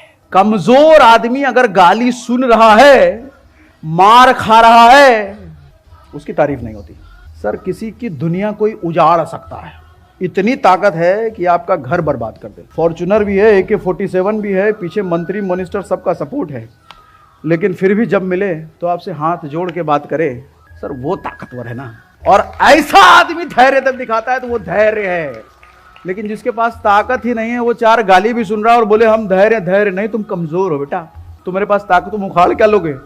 4 क्या 400 सुनना पड़ेगा तुमको, रहोगे? औकात ही तुम्हारी है। इसीलिए कहा धैर्य और ताकत। अगला लेसन है सर, ध्यान से सुनिएगा, स्मरण और अनुसरण। 2 वर्ड है। स्मरण का मतलब याद रखना, अनुसरण का मतलब फॉलो करना। आज हम राम की बातें करते हैं, कृष्ण की बातें करते हैं, शिव की बातें करते हैं, यानी कि हमारे को स्मरण है, याद है कि वो क्या कहते हैं, लेकिन क्या अनुसरण करते हैं? कृष्ण ने बोला धर्म, भगवान गीता ने बोला है कि धर्म की राह पर चलो, और घर आके जय श्री राम टी-शर्ट पे लिखा रहता है, इधर बाइक पे, नंबर प्लेट पे। फॉर्च्यूनर में पीछे वो हनुमान जी का आधा मुंह का स्टिकर आजकल चल रहा है? नहीं, यानी कि हमको याद है, स्मरण है कि हनुमान जी कौन है, स्मरण है कि राम कौन है, स्मरण है कि गीता में क्या कहा, लेकिन क्या अनुसरण है? क्या हम फॉलो भी करते हैं क्या? एक कहानी सुनाता हूँ राम जी की। जानते हो राम जी कौन है? ध्यान से सुनिएगा। इस कहानी ने जब मैं पहली बार सुन रहा था ना, तो मैं टेंशन में आ गया था इस कहानी को सुन करके। आप टेंशन में मत आना। बड़ा फेमस है, वृंदावन में आप जाओगे ना तो वहाँ पे उनके एक जज साहब की कहानी बड़ी फेमस है। कहानी क्या, जज साहब वहीं रहा करते थे एक वृंदावन में। पता है किसी को? नहीं पता? बताता हूँ वो जज साहब की क्या कहानी है। रियल कहानी है ये, और कुछ सालों पहले की कहानी, कुछ सालों पहले उनकी डेथ हुई है। रियल कहानी है, सुनिए क्या कहानी है। साउथ के एरिया के जज साहब थे, साउथ के किसी शहर में एक जज हुआ करते थे। तो उन जज साहब के पास एक केस आया उनके कोर्ट में। केस क्या था, एक गांव में एक केवट रहा करता था, और केवट बड़ा गरीब था लेकिन पक्का राम भक्त था। उसका घर बार कुछ नहीं था, इतना गरीब। राम मंदिर में ही रहता था, बस वो मंदिर में ही सोना उठना सब कुछ उसका वहीं होता था। उसने जमींदार से पैसा ले रखा था कुछ। अच्छा, जमींदार को उसने वापस भी कर दिया, लेकिन जमींदार इतना हरामी, पैसे का लालची, केस कर दिया उस पर कि ये पैसा नहीं दे रहा है मेरा, जबकि केवट ने पैसे भी दे दिए थे। अब केस पहुंचा कोर्ट में, तो कोर्ट में बुलाया गया केवट को। जज साहब ने पूछा केवट से कि भाई क्या हिसाब किताब है, पैसा काहे नहीं दे रहे हो? केवट बोला, माई बाप हम तो पैसा दे दिए हैं, जमींदार साहब इल्जाम लगा रहे हैं हम तो पैसा दे चुके हैं। तो जज साहब कह रहे हैं कि जब पैसा दिए थे तो तुम्हारे अलावा कोई था वहां पर देखने वाला? बोले हाँ, 3 लोग थे, हम थे, जमींदार साहब थे और हमारे रघुनाथ जी थे। तो जज साहब को लगा रघुनाथ जी कोई आदमी होगा, तुरंत लेटर इशू कर दिया था सम्मन कि रघुनाथ जी को अगली बार बुलाया जाए। तो संतरी लेटर लेकर के गांव में पहुंचा, पता चले कोई भी रघुनाथ जी नाम का आदमी नहीं यहाँ पे। पहुंचते पहुंचते गांव के लास्ट में मंदिर था, मंदिर में पुजारी मिला, भैया रघुनाथ जी यहीं रहते हैं? तो मंत्री पुजारी बोलता है रघुनाथ जी यहीं रहते हैं? तो उसको लगा रघुनाथ जी के मंदिर के बारे में पूछ रहा है। बोला हाँ रघुनाथ जी यहीं रहते हैं। तुरंत संतरी ने लेटर समन्वय निकाल के पकड़वा दिया, भैया बोल देना कोर्ट में हाजिरी है। पुजारी सोच पाए कुछ, ये क्या बोल गया, तब तक तो लेटर देकर के साइकिल पे निकल गया। तो उसको समझ में आ गया, अच्छा केवट का केस चल रहा है, उसी चक्कर में केवट ने बोला होगा कि रघुनाथ जी थे। तो लेटर ले जाकर के वो रघुनाथ जी के मंदिर में, रघुनाथ जी कौन, राम जी के मंदिर में नीचे जाकर के पैर में रख देता है कि प्रभु आपका भक्त मुसीबत में है, उस केवट ने जरूर आपका नाम ले लिया होगा और आज मुसीबत में है। आपके लिए अब तक तो मिठाई आया, लोगों ने कपड़े लत्ते भिजवाए, श्रृंगार की चीजें भिजवाई, आज पहली बार कोर्ट का बुलावा आया है आपके लिए। तो अब देख लीजिएगा प्रभु भक्त है आपका, बड़ी उम्मीदों से नाम लिया होगा उसका, बड़ा भरोसा करता है आपको, देख लीजिएगा कहीं उसका भरोसा ना टूट पाए। विनती कर लिया पुजारी ने। अच्छा, जिस दिन डेट आया कोर्ट का, पुजारी जो है राम जी को बढ़िया से सजा वजा दिया मूर्ति को, आज हमारे रघुनाथ जी कोर्ट जाने वाले, तो बढ़िया कपड़ा में जाएंगे। और रघुनाथ जी पहुंच गए कोर्ट में, फटा पुराना कपड़ा, बूढ़ऊ का वेश धारण करके, बदबूदार कपड़ा, एकदम बाल ऐसे जटा लग। कोर्ट देखा ये रघुनाथ, चलो कटघरे खड़े हो। गवाही लिया गया और ऐसा गवाही दिए कि कोर्ट एक ही दिन में केस खत्म, जमींदार को सजा हो गया। लेकिन कोर्ट जब खत्म होते होते फैसला सुनाते सुनाते जज साहब का दिमाग हिल गया था, ये हो क्या रहा है, कैसा आ गया, कौन आदमी था जो ऐसा गवाही दिया जो एक ही दिन में कोर्ट खत्म हो गया, केस खत्म हो गया। तुरंत भाग करके केस खत्म करके अपने कैबिन में गया जज, और जज कैबिन में जाकर के केवट को बुलाता है, केवट इधर आओ, बैठो जरा। बोला कौन थे जो आए थे? बोले तो रघुनाथ जी थे। तो उससे पूछे तुम रहते कहाँ हो? बोले हम तो मंदिर में रहते हैं रघुनाथ जी के। तो जज को ये लगा, अच्छा ये रघुनाथ जी मंदिर बनवाए थे, उसको ये लगा। तो कह रहा है तो बड़ा गरीब लग रहे थे, कैसे मंदिर बनवाए थे? केवट कहता है ये मंदिर बनवाने वाले रघुनाथ जी नहीं थे, ये मंदिर में वास करने वाले रघुनाथ जी थे। जज का दिमाग खराब हो गया। संतरी को तुरंत बुलाया, उससे पूछा सच सच बताओ तुम चिट्ठी किसको देकर के आए? संतरी एकदम घबराए हुए, प्रभु माई बाप रघुनाथ जी नाम का कोई आदमी इस गांव में मिला ही नहीं, तो हम क्या करते, अब देना था तो हम पुजारी के हाथ में दे दिए, रघुनाथ जी के मंदिर के पुजारी में। जज को सब बात समझ में आ गया। घर जाकर के दरवाजा बंद करके जोर जोर से रोने लग गया। पत्नी आई उधर से, बच्चे आए, क्या हो गया, कहाँ ऐसे रो रहे हैं? बताया सारा घटना क्या क्या हुआ है आज। तो पत्नी बोले अरे तो अच्छी बात है, रघुनाथ जी के दर्शन हो गए आपको, काहे इतना टेंशन में चले गए? वो बोले मैं इसलिए टेंशन में नहीं हूँ, इसलिए नहीं रो रहा हूँ, वो चले गए। बोले जिस रघुनाथ जी के दरबार में पूरी दुनिया खड़ी रहती है, हम उनको अपने दरबार में खड़ा रखे और हम बैठे थे, उसी दिन अपना घर बार सब छोड़ करके वृंदावन चले गए। और कहते हैं कि जब तक जिंदा रहे वो बैठे ही नहीं। लोग पूछते थे काहे नहीं बैठते भैया जज साहब? तो कहते ये हमारी सजा है, हमने रघुनाथ जी को अपने दरबार में खड़ा रखा है, हमारी सजा है, हम जब तक जिंदा रहेंगे बैठेंगे। ये है राम जी, भक्त के बुलाने पे कोर्ट भी चले जाते।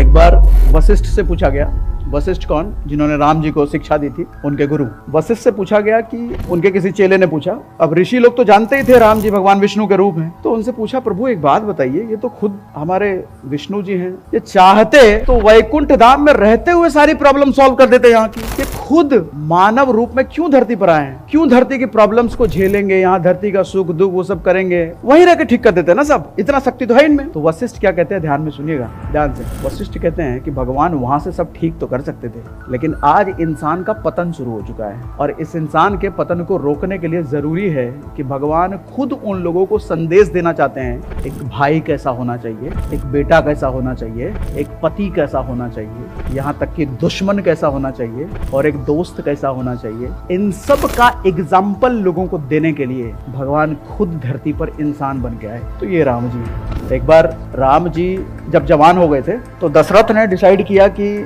अब अश्वमेघ यज्ञ कराया जाए। अश्वमेघ यज्ञ क्या होता था, जब कोई राजा बहुत बलिष्ठ होता था, उसका राज्य एकदम ताबड़तोड़ चल रहा है, तो अश्वमेघ यज्ञ कराया जाता था। अश्वमेघ यज्ञ का पर्पस ये होता था कि आसपास जितने राज्य हैं उन सबको हम साबित कर पाए कि भाई तुम सब छोटे हो और हम सबसे ज्यादा ताकतवर हैं, हमारा राज्य। यह साबित करना पर्पस होता था अश्वमेघ यज्ञ। और इससे देवता बहुत खुश होते थे। कहते हैं देवता बहुत खुश होकर के आपको आशीर्वाद देते थे, पूरे राज्य को, हर आदमी को आशीर्वाद मिलता था, सद्बुद्धि मिलती थी इस यज्ञ के बाद। इस यज्ञ में लेकिन एक समस्या थी। समस्या यह थी कि अश्वमेघ यज्ञ जैसा इसका नाम है, एक ऐसा अश्व चुना जाएगा, घोड़ा चुना जाएगा जो कि उस राज्य की तरफ से दौड़ेगा। कहां तक दौड़ेगा, वो उस जगह तक को कवर करते हुए दौड़ेगा जो जो राज्य, जो जो जगह है उस राज्य के अधीन है। यानी कि वो घोड़ा जिस जगह से गुजर गया और लोगों ने उसको जाने दिया, इसका मतलब लोगों ने अपनी एक्सेप्टेंस दे दी कि हाँ इस राजा के हम अधीन हैं, इस राजा से हम छोटे हैं, चाहे जिस भी राज्य से वो गुजरा। अच्छा, वो ड्यूरेशन कितना होता था घोड़े को दौड़ने का? सालों तक घोड़ा दौड़ता रहता था, बिना रुके, बिना खाए पिए, बिना रेस्ट लिए। और जब 1 साल, 1.5 साल, 2 साल घोड़ा लगातार दौड़ने के बाद वापस अपने राज्य लौटता था ना, तो उस घोड़े की बलि दी जाती, उसी घोड़े की। जब राम जी को ये पता चला कि इस घोड़े के साथ ये हसल होने वाला है, टेंशन में आ गए। वो बोले तो रीति गलत है, ऐसा नहीं होना चाहिए। वो घोड़ा हमारे राज्य के लिए दौड़ रहा है, बिना रुके, बिना सोए, बिना खाए पिए, सालों 200 दौड़ रहा है, और उसके साथ हम ऐसा करेंगे, उसका बलि दे देंगे। तो गए सबसे पहले गुरु के साथ। देखो गुरु की बॉन्डिंग, गुरु से बॉन्डिंग कैसा होना चाहिए शिष्य के। अपनी प्रॉब्लम को मम्मी पापा के पास लेकर के नहीं गए, सबसे पहले गुरु के पास गए डिस्कस करने के लिए, वशिष्ठ के पास। तो वशिष्ठ ने बोला भैया तुम्हारा कंसर्न तो बिल्कुल जेन्युइन है, ऐसा नहीं होना चाहिए, लेकिन क्या करोगे, रीति चली आ रही है सालों से, और समाज की रीतियों के अगेंस्ट अगर आवाज उठाओगे तो भैया ताने सुनने के लिए रेडी रहो, लोग तो तुम्हारा ही विरोध करेंगे। फिर अगर उसके लिए तैयार हो तो ये बात अपना रखना प्रजा के सामने। राम जी बोले ठीक है। फिर माँ के पास गए, माँ को समझाए। अब माँ तो वैसे ही सॉफ्ट हार्ट होती है, तो माँ ने बताया तुम्हारा बात तो हमको समझ में आ गया बेटा, लेकिन तुम्हारे बाबूजी नहीं मानेंगे और प्रजा नहीं मानेगी। इतने सारे ऋषि मुनि सब बातें यज्ञ में, वो सब कोई भी नहीं मानेगा। अब देखो कैसे करोगे, हमको तो नहीं समझ में आ रहा। तो राम जी ने सोने का घोड़ा बनवाया, सोने का, और डिसाइड ये किया कि इसी सोने के घोड़े की बलि दी जाएगी। ओरिजिनल घोड़े को काहे मारे हो, जीव है भैया, निजवान,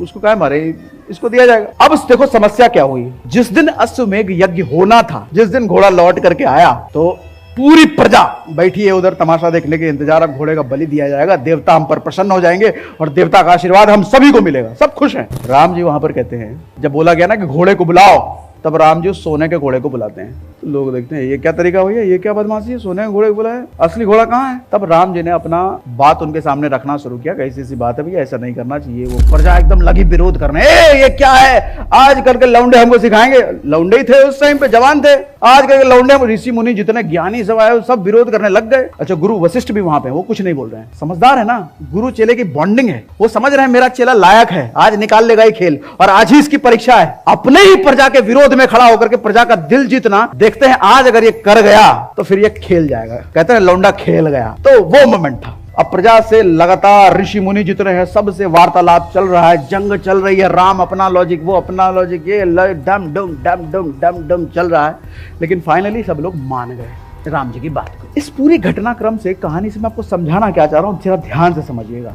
मोरल, राम जी वो हैं जिन्होंने अपनी पत्नी जब हर ली जाती है रावण के द्वारा, 1 साल के पेशेंस के बाद पूरी सेना तैयार करने में लगाया 1 साल, और जाकर के हमला किया, रावण के पूरे वंश को खत्म कर दिया। सर क्या दिखाया वहां पर, ताकत का एक्सट्रीम। सर कौन थे राम जी, वो अयोध्या से निकले हुए ऋषि टाइप, उनके पास तो कोई सेना नहीं, कुछ नहीं, 3 लोग थे बस, सीता जी, लक्ष्मण जी और वो राम जी। सीता जी को लेके गया, राम और लक्ष्मण बचे, 2 लोग थे।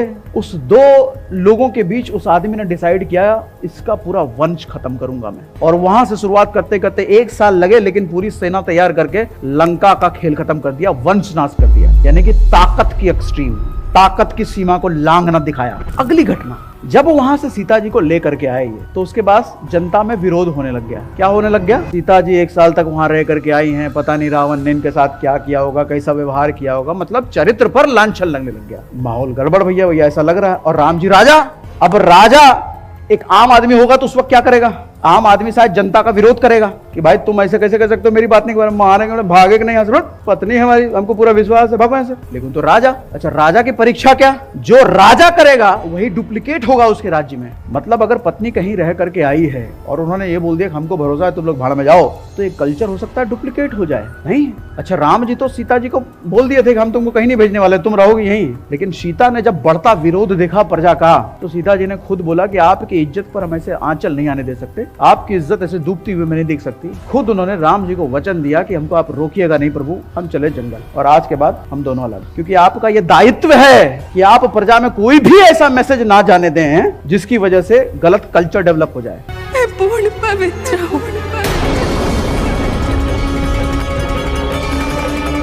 गंगा की भांति निर्मल हूँ मैं, किंतु अयोध्या नरेश श्री राम ये कभी नहीं चाहेंगे कि भविष्य में कभी भी कोई उनकी पत्नी के चरित्र पर संदेह करे।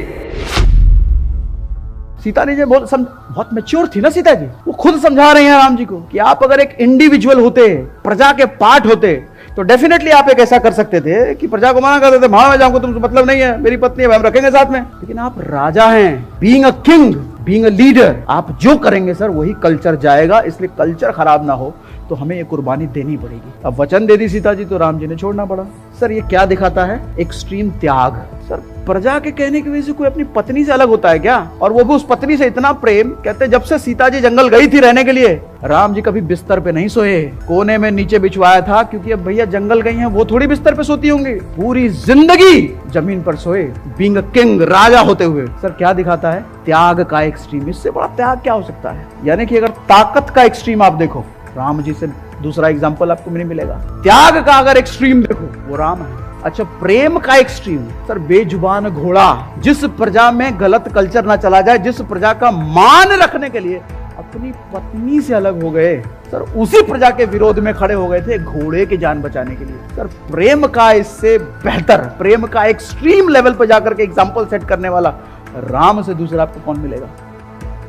ये है राम। हनुमान जी के पीछे पड़े थे शनिदेव। हनुमान जी पहाड़ के किनारे पानी पी रहे थे, तो पीछे से आए शनिदेव, बोले हनुमान जी आपका टाइम आ गया है। क्या टाइम आ गया भाई? तो बताया गया वैसे से हम आप पर हावी होने वाले हैं, आपकी 7:30 अब शुरू होगी। बोले ठीक है, कहाँ आप हावी होंगे? मेरे शरीर के कौन से अंग पर हावी होंगे? बोले तुम्हारे सर पे हम हावी होंगे। बोले ठीक है, हो जाइए। शनिदेव पहुंच गए उनके सर पर, तो हनुमान जी ने क्या किया, बगल से बड़ा सा पर्वत अपने सर पे रख लिया। तो शनिदेव दब गए, बोले अरे दर्द हो रहा है, हटाओ हटाओ ये पर्वत हटाओ। हनुमान जी ने एक और पर्वत रख दिया। बोले ये क्या कर रहे हो हनुमान जी, हटाओ हटाओ ऐसे। बोले पानी पीने का हमारा यही स्टाइल है, हम जब भी पानी पीते हैं पर्वत रख के रखते हैं, 5-6 पर्वत रखते हैं, तब जाके हम पानी पीते हैं। तो बोले गलती हो गई हमसे, हटाओ। यही सब हटाओ, हमसे नहीं सहा जा रहा, हटाओ हटाओ, जो बोलोगे वो करेंगे, लेकिन ये सब हटाओ। बोले ठीक है, तब हटाए। बोले हमको प्रॉमिस करो, आज के बाद हमको तो छोड़ो, आप किसी भी राम भक्त को परेशान नहीं करोगे, किसी भी राम भक्त को आप दंड नहीं दोगे। शनिदेव ने बोला कि ठीक है भैया, जहां भी दुनिया में हमको राम भक्त मिले मैं नहीं दूंगा किसी को सजा। समझना यहाँ पे मोरल ऑफ द स्टोरी, समझने वाली बात यह है कि शनिदेव ने भी माना कि राम भक्त को सजा देने का कोई मतलब नहीं है। क्यों? अच्छा राम भक्त में उसकी बात नहीं कर रहा, जय श्री राम लिखवाने वाले गाड़ी, वो नहीं। भक्त का मतलब क्या? आप जिसके भक्त हो उसका ऑर्डर फॉलो करने वाला, उसकी बात को इंप्लीमेंट करने वाला। भक्त वो थोड़ी है जिसने जो अपने प्रभु के लिए कहीं भी लड़ जाए लेकिन अपनी प्रभु की बात ही ना माने। प्रभु ने बोला कि जाओ मेरे लिए खाना ले आओ, प्रभु हम तो आपके भक्त, हम खाना नहीं लाएंगे, हम यहीं रहेंगे, आपकी रक्षा करेंगे हम। बोले अरे हमको भूख लगा है, लेकर जाओ। नहीं प्रभु हम जाएंगे नहीं, आप चाहे भूखे मर जाओ, हम रहेंगे यही। ये भक्त है। भक्त कौन? प्रभु की बात करो सर, अनुसरण करने वाला, फॉलो करने वाला। तो शनिदेव भी समझे कि जो सच्चा राम भक्त है उसमें चरित्र का दोष नहीं हो सकता, वो दूसरों को बुरा नहीं हो सकता, वो कर्मठ होगा, मेहनती होगा।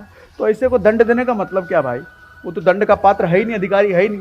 तभी तो आप देखते होंगे शनिदेव का जहां भी मंदिर है वहां बगल में हनुमान जी भी हैं। देखो चरित्र ना प्रोटेक्टर होता है आपकी ताकत का, आपके ज्ञान का। कितनी भी पढ़ाई लिखाई कर लो, आपका बच्चा कितनी भी पढ़ाई लिखाई कर ले, सर कैरेक्टर अगर गड़बड़ है ना कहते हैं ज्ञान कोई छीन नहीं सकता। कहते हैं ना बेटा एक बार पढ़ लो फिर तुम्हारा पढ़ाई लिखाई तुमसे कोई नहीं लेगा, तुम्हारा ज्ञान कोई नहीं लेगा। सर नष्ट हो जाता है ज्ञान चरित्र के अभाव में। ताकत डेवलप कर लो, चरित्र के अभाव में ताकत भी नष्ट हो जाता है। तो चरित्र एक प्रोटेक्टर की तरह काम करता है जो दोनों को प्रोटेक्ट करके रखता है। ये दोनों कभी नष्ट नहीं हो सकते। सर भगवान ने ना हमारे को शरीर दे दिया, मन दे दिया, दिमाग दे दी, बुद्धि दे दिया, विचारों का कंट्रोल हमारे पास छोड़ा है, इसीलिए कि आप क्या करते हो। तो भी हम मांगते रहते हैं सर आपका बच्चा जब आपके पास आ करके ये बोलता है ना, थैंक यू पापा, इतना बढ़िया आपने मुझे एजुकेशन दिया जिसकी वजह से मैं आज मैं ज़िंदगी में जो भी हूँ वो आपकी वजह से हूँ। सर आपको तब ज़्यादा खुशी होगी या जब आप ही से वो बच्चा नौकरी दिलवाने के लिए कहता है तब खुशी होगी। यानी कि जब ये दुनिया में कोई भी आदमी आपके लिए थैंकफुल है, कृतज्ञता दिखाता है, तब आपको ज़्यादा अच्छा लगता है बजाय कि वो मांगे। भगवान भी ऐसे ही सर, वो भगवान है ना, उनको तो सब पता है। आप जब भी मंदिर जाओ, हमेशा जाओ, पूजा पाठ करो, थैंक यू बोल के आ जाओ ना। भगवान जो है आपकी वजह से है। जैसा भी समय है उसके लिए थैंक यू। अच्छा समय है तो थैंक यू तो बोलो ही, बुरा समय है तो भी थैंक यू बोलो। और अगर कुछ मांगना ही है तो मैं कहता हूँ बस ये मांग लेना कि शक्ति देना, संघर्षों से लड़ने का शक्ति देना। टाइम थोड़ा भी मुश्किल जरूर है, बस शक्ति बनाए रखना, हाथ बनाए रखना, लड़के खुद ही निकलूंगा मैं। नहीं भगवान दे दो, बहुत मुसीबत है, आजाद करवा दो इससे। ऐसे आदमी को मिलता ही नहीं कुछ फिर। और आज का तो डिजिटल युग है, आजकल की भक्ति भाई अलग लेवल पे है एकदम। आजकल के भक्ति का डेफिनेशन क्या है? जिसके व्हाट्सएप पे राम जी, कृष्ण जी, शिव जी की फोटो और रील लगा हुआ है वो भक्त है? नहीं, मंदिर जाओ तो पीछे शिव जी की मूर्ति है, व्हाट्सएप पे गया स्टेटस पे ओम नमः शिवाय, कमेंट आया ओम नमः शिवाय, ओम नमः शिवाय। राम जी के मंदिर गया, कमेंट आया जय श्री राम, जय श्री राम, जय श्री राम। बहुत बढ़िया, हम राम के भक्त हैं। आज के यही तो है सर। आज के टाइम में धार्मिक स्थानों पर जितनी भीड़ है ना, मैं कहता हूँ बस फोन बंद करवा दीजिए, गेट घुसने के पहले फोन जमा करवा लो सबका। सर आधी से ज्यादा भीड़ कम हो जाएगी। सही है, भीड़ कम हो जाएगी सर। नहीं जाएंगे लोग, रील बनाने को नहीं मिलेगा ना, फोटो खिंचवाने को नहीं मिलेगा ना, काहे को जाएगा। भक्ति की परीक्षा तो यही हो गई। डिजिटल युग का खेल है ये। मांगना छोड़ो सर, मांगना छोड़ो। और मैं तो कहता हूँ अगर आपको पाना है कुछ, दे दे मुझे कोई, तो मैं कहता हूँ रावण की पूजा करो, क्योंकि रावण ने हासिल किया है, पूरी जिंदगी मांगा है। सब कुछ दूसरों ही तो लिया उसने। पुष्पक विमान इंद्र से ले आया, लंका कुबेर से ले आया, पत्नी राम जी से ले आया, सब कुछ दूसरे से ले आया। तो आपको अगर मांगना है, छीनना झपटना है, तो रावण भक्त बनो फिर। क्योंकि राम भक्त बनना है तो राम ने तो पूरी जिंदगी खोया है, बस पत्नी खोई, राज्य खोया, भाई खोया, मान सम्मान खोया। राम आपको बेहतर बनना सिखाते हैं। सिर्फ राम की पूजा करोगे तो पाने की उम्मीद छोड़ो, बनने की उम्मीद डेवलप करो। क्योंकि पाना नेक्स्ट है, कुछ बनने के। जब तक आदमी बनता नहीं है कुछ, तो पा भी नहीं सकता ना। अगला लेसन, मैं कुछ लेसन अभी स्किप कर रहा हूं क्योंकि हमारे पास समय की कमी है। एक लास्ट लेसन आपको बताता हूं। हमारे पास वैसे 18 लेसन में लेकर के आया था और आपको हमने अभी तक सिर्फ 9 लेसन सर्व किए हैं, बाकी 9 हमारे पास बाकी है पिटारे में। अब आपका प्रेम दोबारा कलकत्ता में जब बसे तो आ जाऊंगा, क्योंकि हमने तो एक चीज डिसाइड किया। देखो, ये मनमंथन की सीरीज में पूरे भारत में लेकर घूमने वाला हूं और हर जगह रिपीट नहीं होने वाला है सेशन। अगर आज हम कलकत्ता में जो हमने सेशन किया, कल को दिल्ली में करेंगे तो वो बिल्कुल अलग होगा, मुंबई में करेंगे तो बिल्कुल अलग होगा, हर जगह बिल्कुल अलग करेंगे।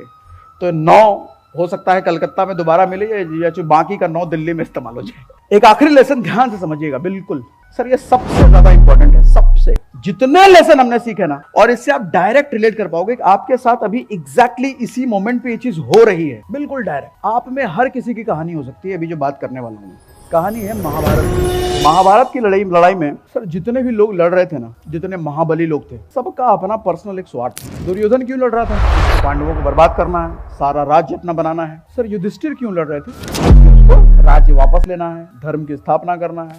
नहीं, अच्छा, द्रोणाचार्य क्यों लड़ रहे थे? क्योंकि वो हस्तिनापुर के गुरु थे। भैया जो राज्य शासक है हमको उसी की तरफ से लड़ना, मतलब अपनी लॉयल्टी साबित कर रहे थे वो। अच्छा, भीष्म पितामह क्यों लड़ रहे थे? क्योंकि उनका भी वचन था, जो कि शासक जो है शासक हस्तिनापुर का, हम तो उसी की तरफ से लड़ेंगे ही लड़ेंगे। तो उनका भी एक पर्सनल स्वार्थ है, अपना वचन निभाना है। कृष्ण कहते हैं कर्ण से। चलो थोड़ी देर बाद बताता हूँ। वैसे महाभारत के लड़ाई में ना 2 ही ऐसे कैरेक्टर थे जिनका पर्सनल स्वार्थ नहीं था। एक भगवान कृष्ण, दूसरा कर्ण। इन दोनों का कोई पर्सनल स्वार्थ नहीं था, फिर भी लड़ाई जा रहे हैं, पूरे युद्ध में प्रेजेंट है। एक ने तो अपनी जान गंवा दी। हुआ क्या, कर्ण को जब गले में तीर लगता है ना अर्जुन का, और वो सिसक कर मरने वाला है, तो वो बड़ा बेचैन है। क्यों बेचैन है? उसको समझ नहीं आ रहा मेरे साथ जिंदगी में क्या हो गया यार, हम कैसे मर गए? इतने बड़े महाबली, कंफ्यूज है, पूरा तड़प रहा है। उसको लग रहा है कोई मेरे सवाल का जवाब दे दे, नहीं तो मेरी आत्मा को शांति ना मिले। तो बगल में श्री कृष्ण ने बुलाया उनको, वसुदेव जरा आइए इधर। श्री कृष्ण गए, बताओ भाई क्या हो गया? तो बोले आप ही मेरे समस्या का समाधान कर सकते हैं, नहीं तो मेरी आत्मा को शांति नहीं मिलेगी। बोले बताओ क्या है। बोले एक बात बताइए कृष्ण वसुदेव, बचपन से जब मैं पैदा हुआ तो मेरी माँ ने मुझे गंगा में बहा दिया। क्यों? क्योंकि वो कुंवारी थी। तो मेरा क्या दोष? अगर कुंवारी माँ के घर में मैं पैदा हो गया तो मेरा क्या दोष? जब मैं बड़ा हुआ, अच्छा शस्त्र चलाने में मेरी रुचि थी और लोग मेरा मजाक उड़ाते थे कि तू तो सूद पुत्र है, शस्त्र काहे को चलाता है। हर जगह मेरी हंसी उड़ती थी। अब मेरे में शस्त्र चलाने की रुचि है तो मेरा क्या दोष? मैं सीखने जाता हूँ गुरु द्रोणाचार्य के पास कि मुझे सिखाइए, तो गुरु द्रोणाचार्य हमको बेइज्जत करके भगा देते, तुम सूत्र पुत्र, तुमको क्या औकात, तुमको ये सब थोड़ी सिखाएंगे, भगा देते। अब मैं सूद पुत्र हूं तो इसमें मेरा क्या दोष जो मुझे बेइज्जती सहनी पड़ी? अब कोई भी गुरु मुझे सिखाने को तैयार नहीं है, जो मुझे सीखना है तो मजबूरी में मैंने परशुराम जी का सहारा लिया, ब्राह्मण वेश धर के उनके पास गया, क्योंकि क्षत्रिय को सिखाते नहीं थे। परशुराम जी मुझे ट्रेनिंग दी, सब कुछ सिखाया, लेकिन लास्ट में श्राप दे दिया। और श्राप इसलिए दिया क्योंकि मैं उनको अपनी जांग पे सुला रहा हूं और एक मकड़ा टाइप कोई जीव आ जाता है, वो मुझे काटने लग जाता है, खून निकल रहा है मेरा। मैं हिलता इसलिए नहीं हूं कि प्रभु गुरु जी का नींद खुल जाएगा, और गुरु जी की जब नींद खुलती है तो मेरे पैर से पूरा खून बह रहा है। ये गुरु जी देख के समझ जाते हैं कि मैं ब्राह्मण तो नहीं हूं, क्योंकि ब्राह्मण में इतनी सीमा नहीं होती, इतनी सहन शक्ति नहीं होती, इसलिए मुझे वो श्राप दे देते हैं कि जब भी तुम्हें शक्तियों का जरूरत पड़ेगा तुम्हारी विद्या कोई काम की नहीं रहेगी। तो अगर गुरु भक्ति में दर्द सहने की क्षमता मेरे में है, मेरे गुरु की नींद ना टूटे इसलिए मैंने वो दर्द सहा, तो इसमें मेरी क्या गलती है?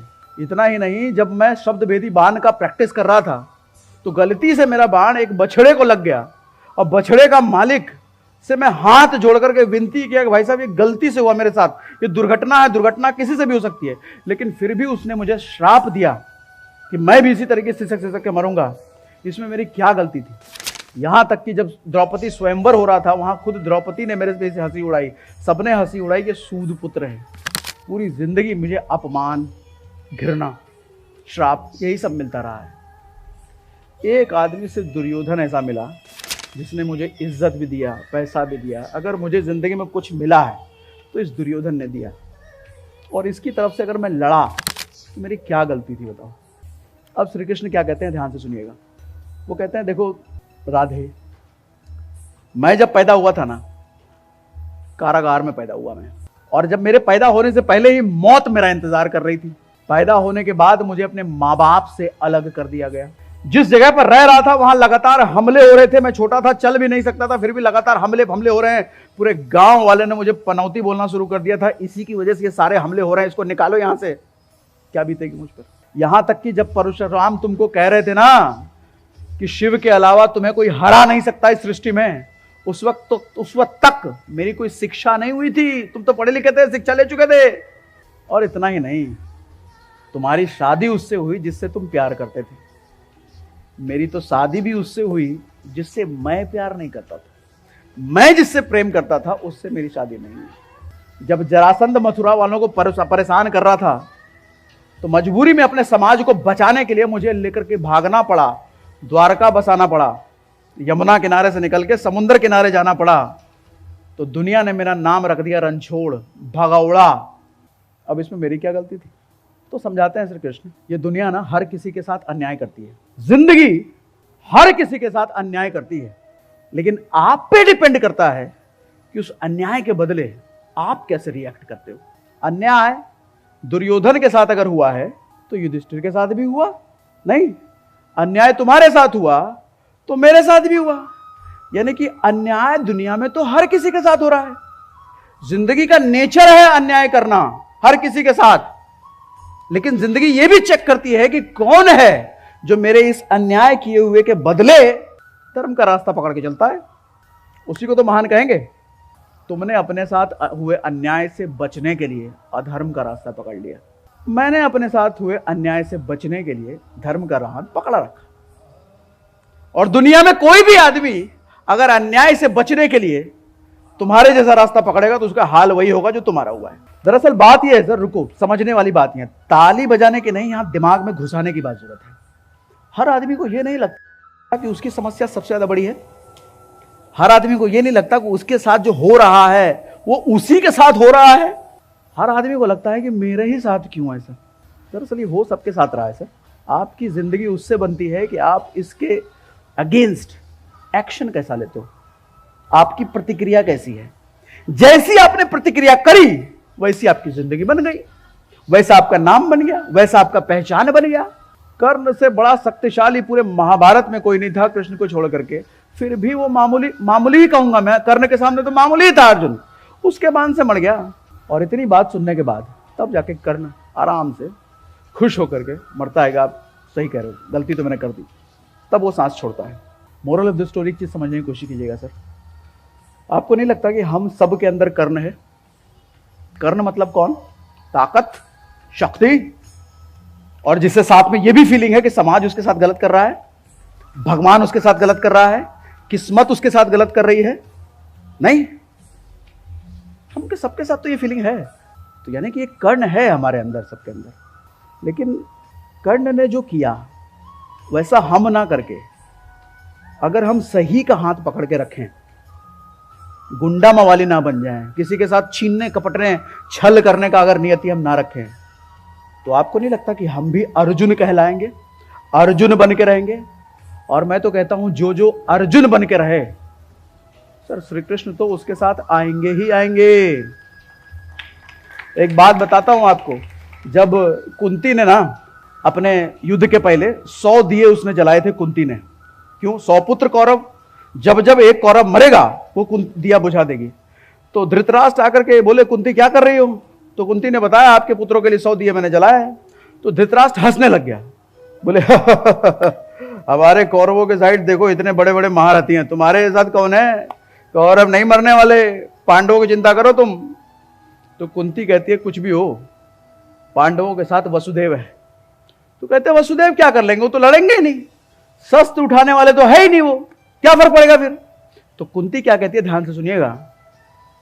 कुंती कहती है जिसके साथ वसुदेव है ना उसको शस्त्र उठाने की जरूरत नहीं है।